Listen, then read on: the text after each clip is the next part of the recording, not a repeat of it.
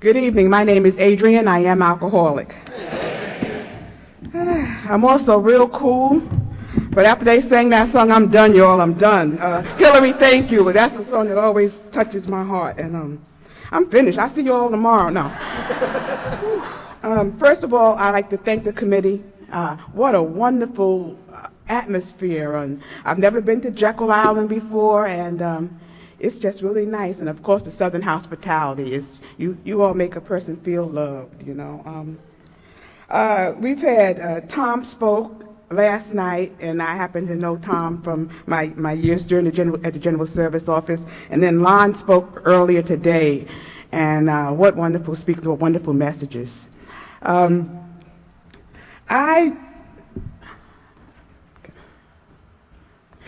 I retired from the General Service Office last year, November 15th, 2013. That was my last day. So I don't know how long I can keep sharing and, you know, talk about I retired from the General Service Office. I mean, after a while it has to, like, wear out or something, you know. But we also say once a staff member, always a staff member, you know. It was a privilege to work for our General Service Office. In case you don't know, GSO is located in New York City at 475 Riverside Drive. And it's there that we serve the fellowship. Whether it's creating literature, publishing the literature, providing materials for your committees that actually do the 12-step work. A lot of time is spent on making sure that you have what you think you need to do the work, which is carrying the message, whether it's to the public information, cooperating with the professional community, corrections, and treatment facilities. We also have a lot of literature committees now and special needs committees. When I came to the office in 1996, there were no special needs committees that we knew about. So things change, and it's all about carrying the message wherever the still sick and suffering alcoholic may be. So I happen to have been up at the office last week. Was that last week? Every 2 years rather, there's a World Service meeting. And that's really like a closed meeting of delegates from countries where they have a General Service Office. And they get together. They don't make any policies, but they come together to discuss how they can help carry the message in their countries better. And they share experience, strength, and hope. The meeting alternates between New York City and another country. So this year, they're in Poland, so half the team is gone, and so they asked, could we come in, past staff, to try to help out. And so I was at the office, and I mentioned that I was coming down here. And I said, is there anything you want me to say, anything you think the people need to know? So Clement, who's the newest staff member, is on the corrections assignment. And he asked me to bring these forms, the corrections correspondence forms, because we really need men to write to the inmates. You know, so I bought the forms, and I'm going to I have them available. You can also check with your corrections committee, because I think they do have a display here. Please, if you have the time, you can write to inmates. You can write to 2 of them. And just unashamedly and unabashedly, I'm going to do a little pull at your heartstrings, hopefully. This is the newsletter that is published for the incarcerated folks and for the committees to take into the prisons. And in this newsletter, there's excerpts from letters that are written to the General Service Office, either requesting to be a pre-release program, requesting to be part of the Corrections Correspondence Service, or requesting that an AA meeting be brought into the institution. So I have some of these, and in this latest issue, there's an excerpt that says, I'm really looking forward to corresponding with an outside AA member. The amount of knowledge I gained from the outside member's experience, strength, and hope is priceless, especially considering I'm in solitary confinement and I have no other access to AA besides my blessed big book and monthly grapevine. But the insight I get from the letters sent in from outside members is unparalleled. Please bless me with an outside member to correspond with. I'm really looking forward to exercising this gift by sharing my experience, strength, and hope with someone, but most importantly, gaining from their experience, strength, and hope. Thank you. So maybe somebody might want to get one of those forms and help us out.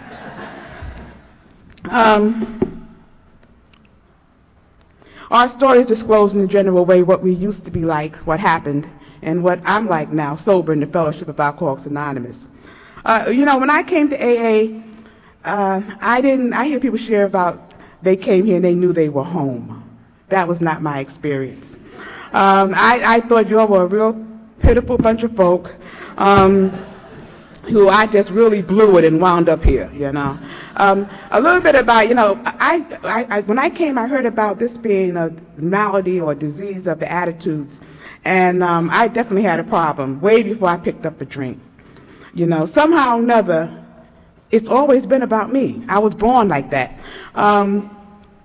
I remember my grandmother telling me when I was a child, she would say, Adrienne, the world does not revolve around you. So it must have been something in my behavior that warranted that kind of information that I didn't ask for. And then she would say, you can't have your cake and eat it too, which I really didn't understand, but that's another fellowship. What's the sense of having a cake if you can't eat it? So there was something with this personality I had. And then they told me when I was a kid that I was very intelligent. Oh, boy. I was just born that way, can't help it. And so and somewhere along the line, I just always felt like I had to have the answers. Because just in case you ask a question, I needed to give you a response. But what I discovered early on in my book of life that I followed was that if you was asking me the question, obviously you didn't know, so I could make it up. And so that was my rule of thumb. And I'm going to interject here, and I hope I can get back to this because the mind gets a little different when you get older.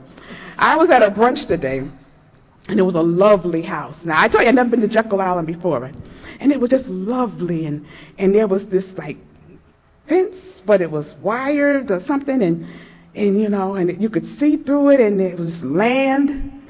And I told somebody, they're growing stuff over there. Look at that. I bet they're growing some vegetables and some fruit. I was into talk about what they were growing in this land that had this fence on it. So later on, we were inside and we're talking to people, and I'm talking about the growing and what you growing back there, and they're like, that's like state property. We can't grow anything on that land. I said, oh, well, I've been telling people that's what you're doing. And now,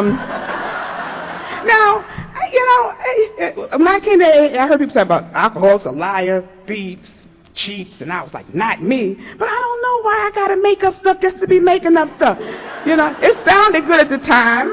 Nobody else said anything when I said they were growing stuff back then.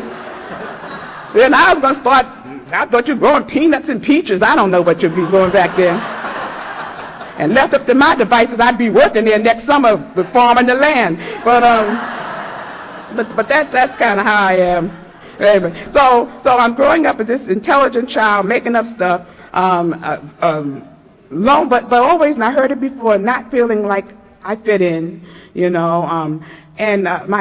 I loved anything that wasn't real. I was addicted to television very early, and I have to stop talking about some of the shows that I love because we've got 3 generations later now that have never heard of some of this stuff. I remember somebody said they didn't know what TV was like before we had remote control.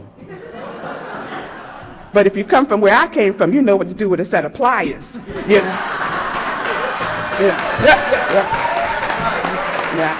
That's when you broke the knob on the TV and you had to turn the channel somehow, so you kept the pliers, set up things over there. So I'm knowing everything and brilliant. And I didn't drink. Early on, I saw what happened when people drank. My grandfather, I lived with my grandmother, my grandfather, and my mom. And my mother and father had separated after I think they were married like 2 years. He got drunk. She hit him in the head with a frying pan. That was it. So my mother worked all week, partied on the weekends. My grandfather worked on the railroad before it was Amtrak. I think it was Grand Central and New Haven Railroad. And he was New York to Boston run. And he came home once a week. And I remember sharing that when I first started sharing my story. And one day I was like, well, why did he only come home once a week? We lived in Harlem.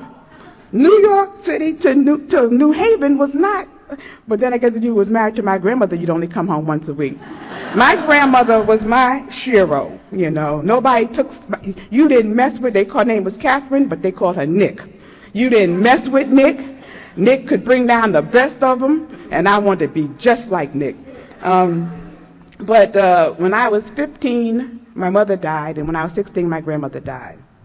And that's sad, but that's not why I'm an alcoholic. You know, I just want that to be the reason for it, but, you know, mental obsession, physical compulsion. When I pick up a drink, something happens to me. You know, it's like, you know, I remember somebody saying to me, other people have tragedies happen to them and they don't become alcoholics. It's something that happens to you when you put alcohol in yourself. The thing clicks, and it might be slow, but I'm going to have another drink. I'm going to have another, and if I don't have it, I'm thinking about it, you know. But at that point, I hadn't drank, and by then I went to live. My mother had one sibling. It was my uncle. Now y'all got to follow this real closely because people tell me I confused them with this part. Now, my uncle I will hereto refer to as my dad because he was my dad until he passed away about 5 years ago. My aunt, his wife, who I hated, but I love her now, I will refer to her as Mom because she has been a mother to me longer than my mother was to me. Okay, we got that straight now? I had people come up to me after, I thought you said your mother was dead. Who was that you talking about? So we've got this clear now. So, I'm living with my aunt and uncle.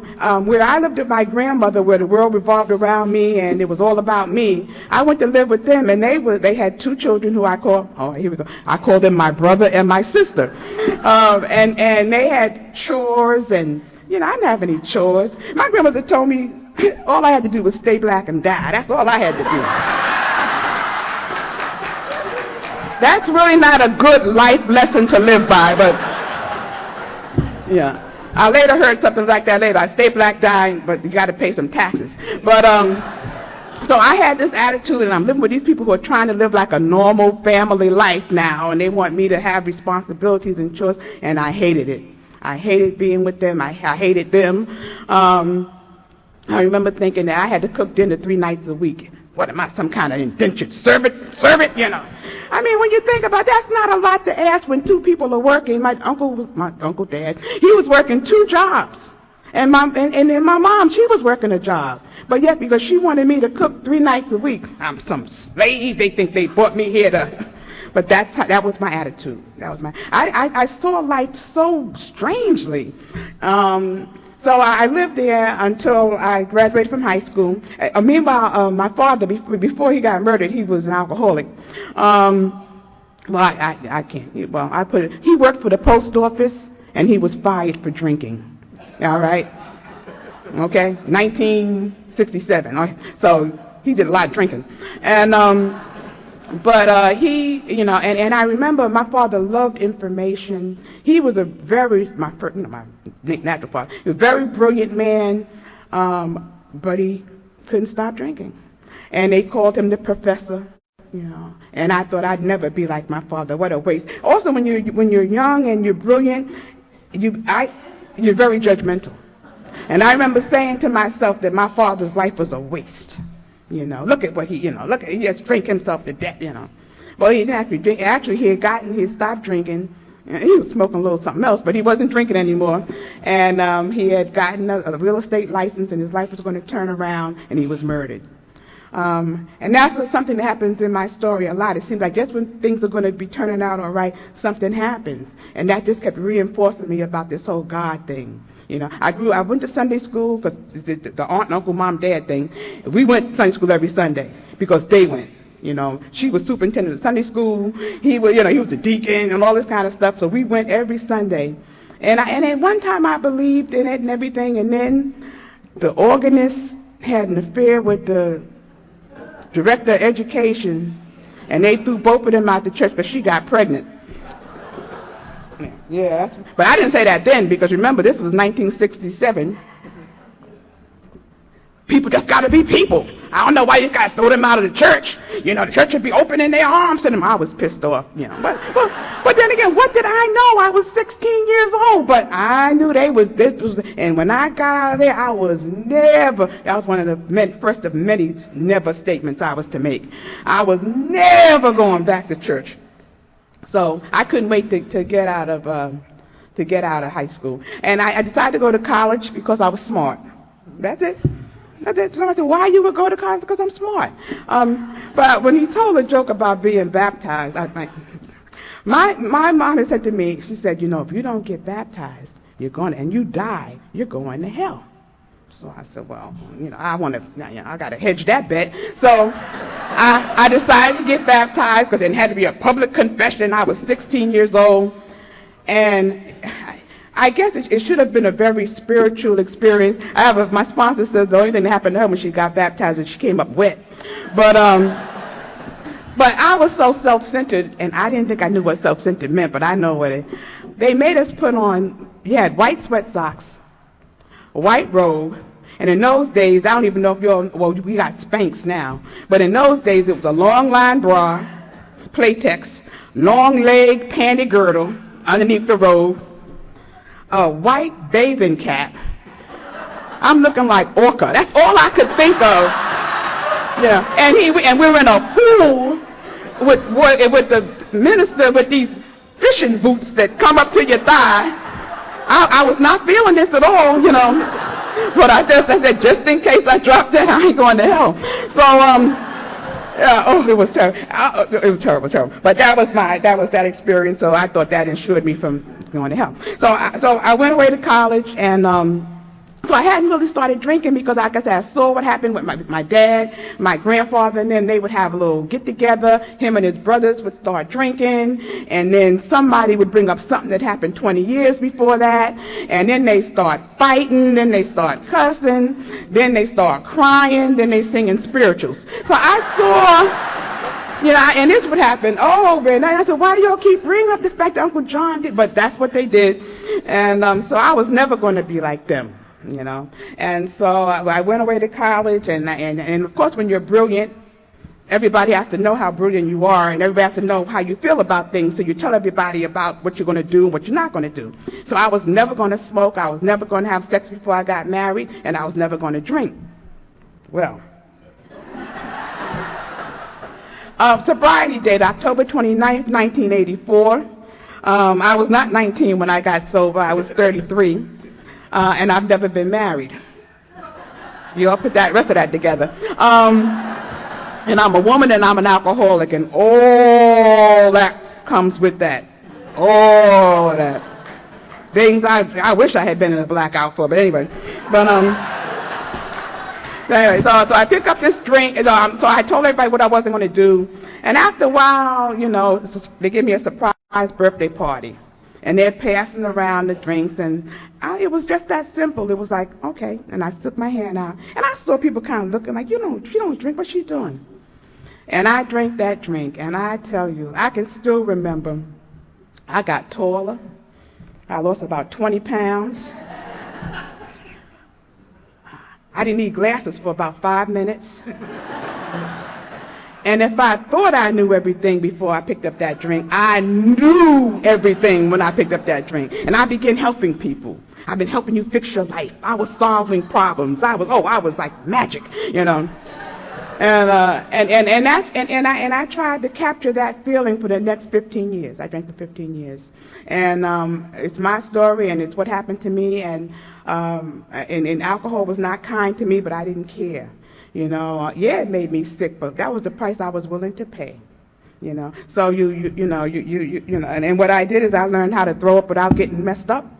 Certain angles, certain trajectory. You had to stand. You had to take your glasses off. Don't want to get glasses, or you don't get stuff on you.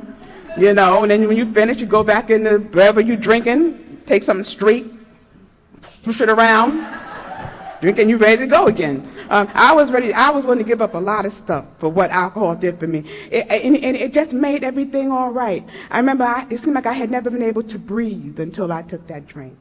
And I was able to take that breath. And it's funny because the next time I was able to take a breath was when I walked into Alcoholics Anonymous. And I was able to breathe. So the journey was one of, I heard somebody talk about blackouts earlier. I didn't know they were blackouts. I thought it was magic. because I would be at the party or something, and somebody was laughing because I was talking about finger popping. I guess you don't finger pop no more, but I mean, I'd be getting down, I guess. And the next thing I know, I'm home. Ta-da! Yeah. That's pretty cool. I didn't have to worry about how I got home, you know, the two drawers. I didn't have to worry about none of that stuff. It was just magic. But what I have is progressive, and it got worse, and sometimes it was ta-da, and I wasn't home. Yeah, it got bad. I remember the time I looked at my pocketbook, and I had this thing about ham. I had ham this day at brunch, too. I loved ham. If I was at your house and you had ham, I was going to try to eat up all your ham. But I don't, and then I would steal it. Maybe this is for the fellowship. But I remember and then opening up a pocketbook 2 weeks later, and in the red dinner napkin, there was a bunch of ham. You know. But I guess finding ham was better than the time I found my underwear in there. I know. Yeah, it's crazy, the things that would happen to me, and I'd have to make excuses for them because you can't deal. My first sponsor just said that some of this stuff make you had to have a drink after you remember some of that stuff. And because I did graduate from college, it took me 5 to make 4, and I came back. And I got a job in the Wall Street area, and I worked for a bank, actually. I was in the back office money market division. That sounds glamorous. Back office money market, Federal Reserve. Ooh, y'all got a story about that down here. And so I was doing that, but I was drinking and using other substances by then, and it was crazy. And I think that the unacceptable became acceptable. You know, I thought I had a urinary problem, infection or something, because I peed on myself a lot. I just did, you know, and it's amazing how that stuff can become acceptable, you know. And then people would say to me, you know, because I still don't drive, I still don't have a license. I did have some permits, and my brother said, Adrienne, the purpose of a permit is to get a license. I didn't get that memo. I just kept getting permits. But I never drove, so people would have to take me home, and I remember people would say, Adrienne, please don't pee in my car today, even though, you know. And I mean, and on one level, I was a little embarrassed, you know, but on the arrogant, crazy, drunk level, it was, I peed at better cars than yours, you know. And you know, and I look back, and I can remember that look people give you too, like what's wrong with you, you know, what's wrong? So that's how I was living, and I still had the job barely. I was on final warning for absentee and lateness. By then I was working 11 to 7, 11 in the morning till 7 at night, and I still couldn't get to work on time. You know, again, progression. When I started drinking, partying all night, turn around, maybe throw some water on your face and go to work, and yeah. Then it was drinking all night, maybe pour some water on your face. Then it was drinking all night and sitting on the side of the bed calling in to work and trying to get the voice. You know, I'm sorry. I won't be, I won't be in today. You know, to get to work and, get to work. And I remember one time doing that, and my boss said, oh, again, Adrienne? And I got pissed off. You know, how dare he? But, so I wasn't a drunk by then that was showing up to work on a regular basis. And when I did, they didn't want me there. I was disruptive. I didn't work. I annoyed everybody. I was in everybody's business. It was, I complained about everything. It was terrible. Somebody said I had a job, but I didn't do much work there. Finally, I'm home on vacation, and I used to travel a lot drunk. That's great too. You look at the pictures and you say, oh, if I had on the green dress, I was in St. Thomas. If I had on the red dress, I was in Venezuela. But not a lot of memories of the trips, and then trying to control the drinking sometimes, which was worse than not having no booze, I think. And so now it's gotten really bad, and I'm home. I have no money because I used to go on vacation and work all year to pay for that vacation, and then go on vacation again. I was a year behind in my vacation bill, and so I'm home and I'm sitting in front of the TV with the pliers. That was it, the pliers. Turning the television, watching the soap operas, back and forth, and I'm living the life. Oh, I'm just, When I came to AA, I was giving up a lot of stuff. I was giving up everything for, to not drink anymore. This was the excitement. It was like, sitting there with the pliers. And then it got to the point with the college degree and the education, and that's one of the things that this disease doesn't care how many degrees you have, who you're related to, who you're not related to, where you work, where you don't work. I was in my house on Saturdays, and then watching the karate movies. I don't know, I had a thing about karate movies with no sound, which is really interesting. Walking up and down, looking in the cushions of the sofa, trying to find money to go to the liquor store to get a pint of Night Train chilled, maybe or maybe not. And it had to fit in my bathrobe pocket because I put it underneath my raincoat. And this is the exciting life that I was living, that y'all cut me down from when I had to come to you to get help.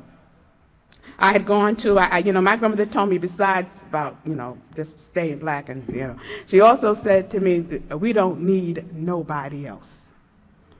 And never depend on anybody else because they're going to let you down. That's a hard way to live. It's a hard way to live. Very isolated way to live. I mean, people tell you I had friends and all of that, but nobody knew what was really going on. Another illustration was to cry. Now I'm peeing on myself. Now I'm cool, right? I'm cool. But I'm getting these crying jags. I just start crying. I mean, almost not as cool as it was over here. The nose running, my head is in somebody's lap, and I'm crying, and people are saying, "What's wrong, Adrienne? You help everybody else. Why don't you let us know, what's happening?" And I didn't know. And then the next time I see everybody, nobody mentions it. Yeah. So now it's gotten worse, and I go to the EAP, the Employee Assistance Professional, and he gives me a book. He asked me about my drinking and my use of other substances, and I lied, and he gave me a book on women and alcoholism. I take that book home, and I thumb through that book because my grandmother didn't raise an alcoholic. I was too intelligent to be an alcoholic. My problem was I didn't have a master's degree. My problem was my job did not appreciate me, and there were no decent men left in America. That was my problem. Yeah. So that was in August of 84. By October 84, I was done. I remember speaking somewhere, and somebody said, "Well, did you know it was really over?" I said, "No, because I probably would have drank a little bit more if I had known that was it." But I've been out drinking. I was in and out of the blackouts. At one point, I was, and I was following the booze. You people talk about what they do when they're following the drugs, but I was following the booze, and that led me to enough places that's enough for me. Whoever was buying the liquor, we went to some place on 42nd Street when it's not like it is now. And I remember there was people on the stage having sex, and the men had his socks on, and then I came to again, and then I decided that could be somebody's child, and they told me I made a big speech in there, and then I was outside with a pint of wine. And then I don't remember much, and I got to work the next day because I couldn't be late, but I was done. I didn't think I could do it anymore, and I went to medical. That was a little trick I had to go to medical and sleep it off, And I went up there and I started to cry. Like I said, I'm cool, never let them see you sweat. And now I'm in the medical crying. I'm in the medical of a leading financial institution that is no longer in business, but it's not my fault. But and those coincidences that are not coincidences begin to happen. My first sponsor, she just had a way with, when she talked about AA, it was just so mysterious, Adrienne. There are no coincidences. That's God's way. And I'm like, why is she talking like that? But it really, sometimes I go do do do do do do do. But But that's how she was, and that doctor, the EAP who I'd seen before in August that gave me the book, and I wasn't all those things, I wasn't alcoholic for sure. He happened to be there. It was his day off. And the doctor said to her, John, I still hear him say that, John, do you want to speak to her? She reeks of alcohol. Now, I wanted to tell him that, first of all, I drink vodka and it doesn't smell. Yeah, we know that one. And especially if you'd wash every once in a while. But I lived alone, and I had seen Psycho, and I wasn't going out like that. And so I didn't bathe. What can I tell you? And my mind was that you all were so stupid. Oh, yeah, and the world was stupid. Oh, the longer I drank, the stupider the world got, you know. And y'all were too stupid to know that I wore the same thing 3 days in a row because you were stupid. Yeah. Oh, gosh. And so and he came over to me and he said to me, Adrienne, are you ready to get some help? And every fiber in my body wanted to tell that man to get away from me. My grandmother said, I don't need nobody, and I don't depend upon anybody. But what came out of my mouth was yes. But if I knew he was talking about drinking, that might have been a different story. But I said yes. And I went to an after-work treatment program, and it was there that I learned about alcoholism. And I was doing real good. And, you know, we'd go in the classroom, and they'd have these 12 steps hanging from the wall, which I assumed it was left from the previous class by mistake. It wasn't for us, you know. And so part of that program was they told me that I could not stay sober without Alcoholics Anonymous. So I came to y'all because for the first time in 15 years, I hadn't been drinking. And not only had I not picked up a drink, I didn't take any cough syrup for my nerves. You know, that helps you with your nerves. NyQuil, something like that. You got nerves. When I didn't drink, my nerves got bad. So I had to drink cough syrup. So, but no cough syrup, no nothing. And I thought, well, if that's what it takes to go to Alcoholics Anonymous, whatever that is, with my brilliance, you know, whatever it is, I'll go. And so I came to you all, and one of the things they said, you know, get a sponsor and get a home group. Oh, gosh. So the group, I go to this group, my first home group is called Old Parks Locating in Brooklyn, New York. And they used to call that the Paris Island of AA. You know, it was boot camp and all the hopeless cases. People would dream, and just like you heard when you get drunk and people would take you home and knock on your door, and when your mother or father opened the door, your drunk person would fall in. Well, they would do that at my group. They would just leave like drunk people at the door that I guess that group couldn't do nothing with and give them to us. And I went to that group, and it was not my kind of people. After all, I was intelligent. You know, this group, they had to have little signs all over the place. First things first. Oh, for God's sake. Of course, first things first. Yeah. And then, you know, they were just so excited about being sober, you know. What's your name? Adrienne. Hi, Adrienne. It's like, first of all, you don't need to stop yelling. You know. And there was one guy, every time he would say, how was your day today? I said, well, I don't. Did you drink today? You know, I said, if you don't. No, I didn't drink. Then you had a great day. And I was like, Yeah. Then I tried to trick him because I knew he'd ask me. So I tried to say I had a great day. Oh, it was so crazy. It was, yeah. And you know, and then they read how it works at every meeting, and they had 28 meetings a week, and I was there practically for almost all 28 because I had nothing else to do. I'm not going to the bar anymore, you know. I don't have any children. I wasn't married, so I'm at the group. And I hated how it works because, you know, I tell you about the God experience. I didn't do the God thing. I figured if there was one out there, it would sure help you, and I would suggest that you try it. Whether it was a synagogue, mosque, something, it probably would work. But I wasn't doing it. You know, after all that happened to me, I ain't messing with no God thing. However, I didn't talk too bad about it, just in case, you know. So I've always been a hedge better person. But so I'm going to these meetings now, and I'm a kind of person, too, that I figure if I do everything that you say, right, and then if it doesn't work, and I get drunk, I can be in a very mature fashion go nah. It didn't work. So I made that group my home group. Don't drink, make meetings, and do something for Alcoholics Anonymous. That was the mantra. Don't drink, make meetings, do something for AA. And if you keep coming and you don't drink and you make meetings, you hear that there's a lot more to that, more to this than that, but you just do this right now. And I came and I looked at those steps again that had been left by mistake in the treatment center when I was there. And it was God. Oh, wow, anything that had God. No, but I kept coming. One of my early responsibilities was I was chairing the third step. We had a third step meeting every Saturday morning at 11:30. And I chaired that meeting, and we read the step, and it really, really helped me, And then, but I still was having a problem with this God thing. So on Sundays, we had an 11th step meeting at 11 o'clock. And I would go to that meeting and listen to people share their experience, strength, and hope about their spiritual journey. And I wanted, your God? Oh, no, that one sounds better. That one? Oh, no, that God is good there. I want that one.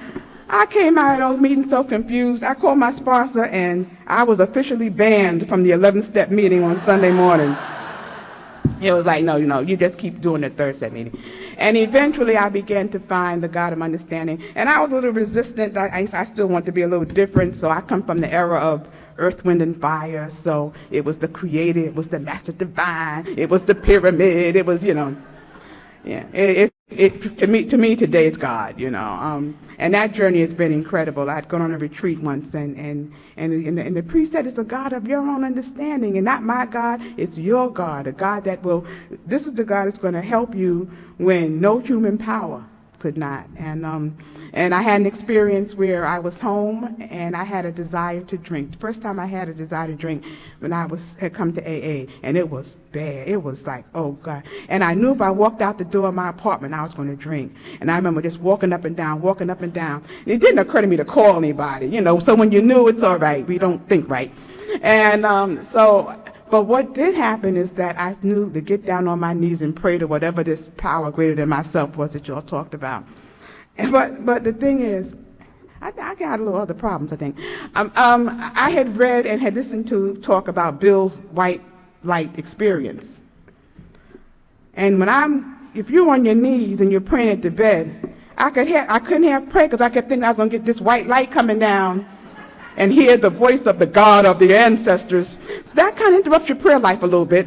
And so that was a little hard for me. And I had this ego thing where I had said that I was never going to get on my knees because my people my people been on their knees for centuries, I'll tell you.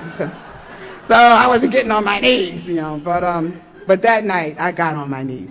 And I have developed a relationship with a God of my understanding that is just incredible. It comforts me. It gives me strength. It helps me be who I certainly wouldn't be, on my left on my own devices. So I kept coming to meetings. I got involved. I had to do something for AA. At about 5 years, my sponsor stopped going to meetings. And she said to me a long time ago, she said, AA is not takeout. You got to go. And so when she stopped making meetings, I had to find another sponsor. And that was hard. But I did find another lady who's been my sponsor now for the past 25 years, one day at a time. And her sponsor is here and lives down here. Now, her sponsor says she's living down here now, but she's still from Harlem. That's my friend, Miss Evelyn. And, and it's just been an incredible journey. It has been incredible. The steps, I remember, it's the design for living. At first, I didn't embrace it. I just used it because I knew I had to in order to live and feel comfortable in my own skin. But they told me keep coming, and one day I'll desire to embrace this life and love this life and love every opportunity to take inventory. And I wish I could tell you that that's true. But what it does is keep me from doing some stuff so I ain't got to take inventory.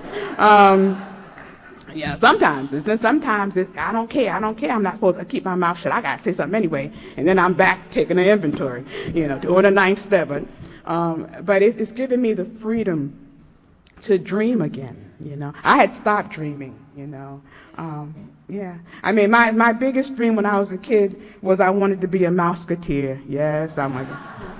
And in those days, we're talking about the 50s, And I told my grandmother, I said, I want to be a Musketeer. And she said to me, go sit down. There's no such thing as colored Musketeers. And that was true. And I remember saying to myself that I would never tell anybody anything that I wanted ever again. And so I'm sober about, 8, 9 years, and my mom and dad, the aunt and uncle, they decided they're going to take my nephew down to Disney World. So I'm going to go too, So we go down to Disney World, and my poor nephew, he was only 9. I was like, come on, hurry up, we got to go. I had the thing written out every day, what we was going to do. We had to go to It's a Small World, we had to do this. And yes, I got my ears, and they say Adrienne, so I became a Musketeer. And they say you can't have fun in Alcoholics Anonymous. I really didn't. My friend of mine, I have a traveling buddy over here. You can have friends, but sometimes your friends ain't people you can really travel with, but sometimes they can be real needy if you had that experience. I was in Paris one time with some people sober, and they wanted me to make every decision. Where are we going to go today, Adrienne? What are we going to do today? So in my mature way, I decided I'm not going to get out of bed and see what they're going to do. I was actually laying in the bed with the cover over my head, refusing to get out of bed. And they're sitting there like they had awake. And I'm sweating, and it's hot underneath that cover. But I am not getting out of this. They're going to do something. Eventually, one left, then the other one left. So I thought, no, we can't travel together. But my buddy over there from Indiana, we travel together a lot, and we have fun. Both of us sober. She's got 40 years, and as long as we both living, I'll always be 10 years less sober than her. And we've been a lot of places, and to afford you the luxury of traveling.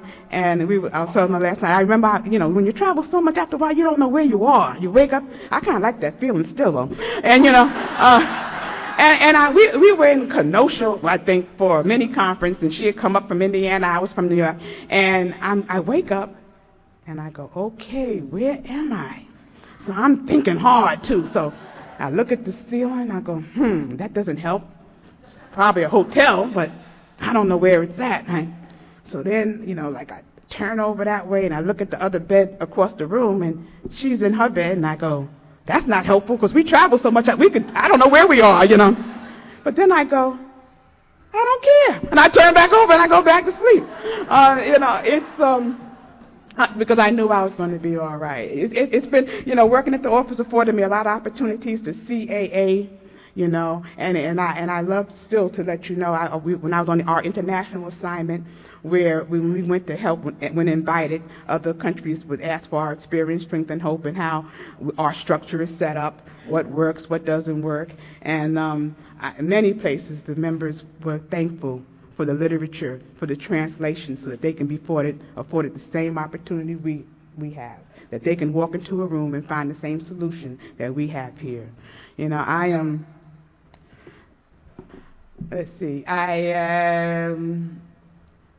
I worked at GSO. Before I got there, somewhere between the bank and I wanted to make a difference in a child's life, so I became a social worker and officially could help people fix their lives. But social workers need a little help too. But I love that. But I was working for the city of New York, and it got very political, and I volunteered with AA, and I was appointed committee member for the trustees for a board committee on cooperating with the professional community. And we went to the board weekend, my sponsor and I, and they announced that there was vacancies at the general service office, and my sponsor said, I think you should put in for it. And I said, no. See, when you're 10 years sober, you can say no. They don't listen, but you can say no. And, because after all, I was a social worker. I got my social work jacket. I got my social work T-shirt. I got social work. And she said, I think you should put in for it. So that was, I think, in July of 96, I believe it was. And I just got my master's degree in social work.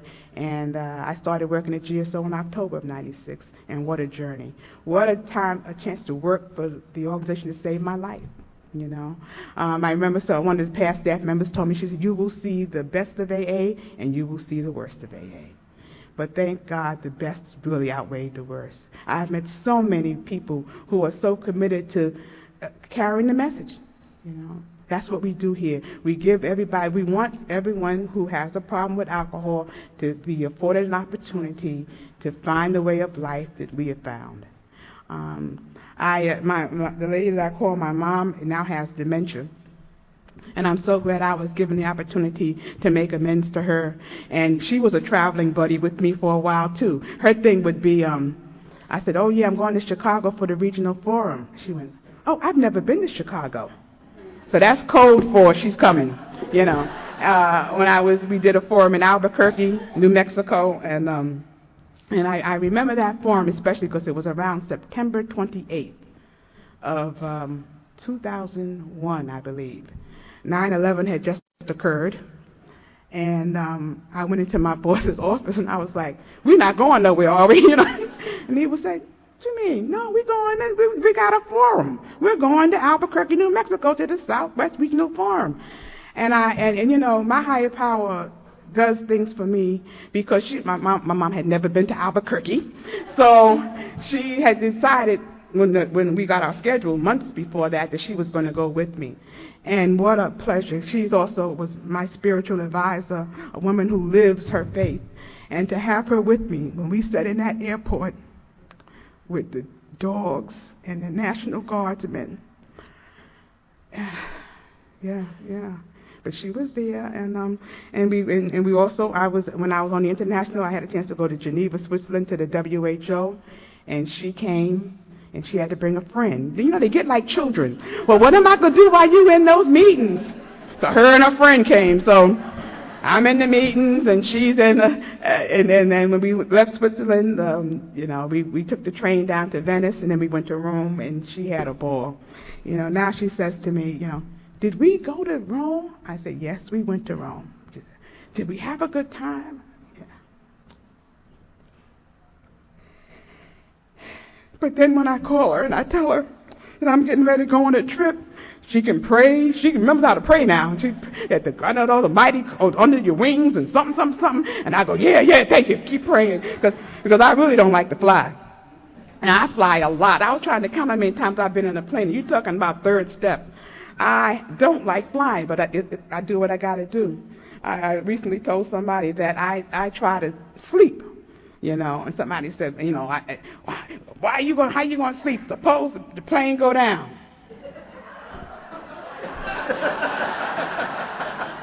Either I'm going to see Jacksonville or I'm going to see Jesus. One of the two, but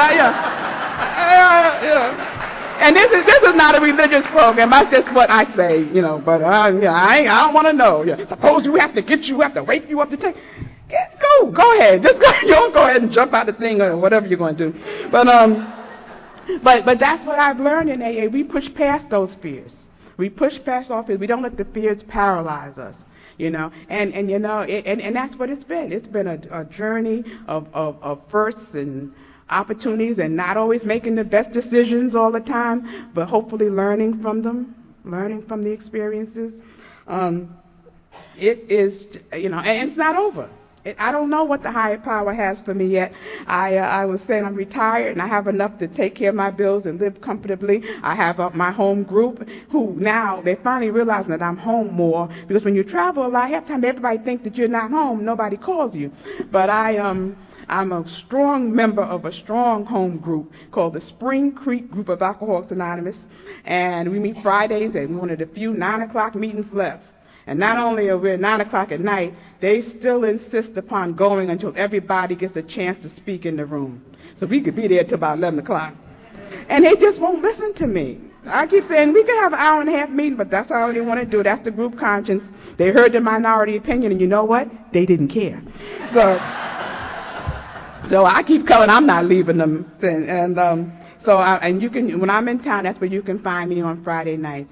You know, what a journey. I am so excited. You know, when I came to AA in 84, they were getting ready to go to Montreal for the international convention. And I was like, what's the big deal? I've been to Montreal lots of times. These people don't travel nowhere. Why they get so excited about? That's how, you know, arrogant, you know, brilliant people think. You know, they don't go nowhere. What they getting all excited about Montreal? Well, when they came back, they looked different, you know. And I'm still nosy. I was born nosy, too. And I was like, I'm going to the next one and see what that's all about. So one day at a time. I said I was going to stay sober. I didn't care. I was going to the next international convention. And that was in Seattle. And I went. And I don't like crowds, but I'm afraid I'm going to miss something. You know, something's going to happen at that convention that I should have been there to see. So I went to Seattle. And when we were in Seattle, and they said, we'll see you in 95, I guess it was, in San Diego. Oh, San Diego, yeah, I'm going to San Diego. Went to San Diego, awesome time. Sitting in there, and they say, and see you next time in Minneapolis. I looked at my sponsor, I said, Minneapolis? I ain't going to no Minneapolis, you know. Little did I know I would be working for GSO by then, and we go to everyone, and we work at the convention. So and Minneapolis was wonderful. I've never been to a bad one. So then after Minneapolis, and we'll see you all. I think it was Toronto next, and Toronto was wonderful. I was working, and when you're working, you miss a lot because you're working. You're not fellowshipping and stuff. You're working, and so then we went to San Antonio, and it was hot, but it was great. So when I retired, I was like, oh, when I go to Atlanta, I'm going to be a regular AA member. I'm not working. So, when I was drinking back in the day, and, sometimes, you start the party, your birthday was a certain day. You start celebrating before the birthday, So, ladies and gentlemen, I'll be back July 2nd through the 5th. To celebrate 80 years of Alcoholics Anonymous, happy, joyous, and free.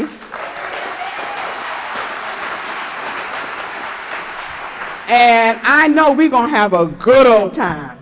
I want a lot of, can I get some peach pie? No, anyway. But, and the hospitality, it's a big responsibility. It's a great event, but any of you who have been there, you know what it's like if you come out the airport and you see people with some kind of visor on that say International Convention. And I would just love to hear a hey, y'all. So they're going to need a lot of help. So please just, suit up. I think this is going to be the, what do I know? But, I told you I voiced an opinion on that. I think this is going to be the biggest one we've ever had. There's a lot of excitement out there about coming to, and one of the kids told me, ATL. I'm going, ATL? What's ATL? Oh, Atlanta. All right. So coming down to the ATL. And I just want to thank you so much for my sobriety. And please, I appreciate you. I love you. And Georgia is on my mind. Thank you so much. Thank you.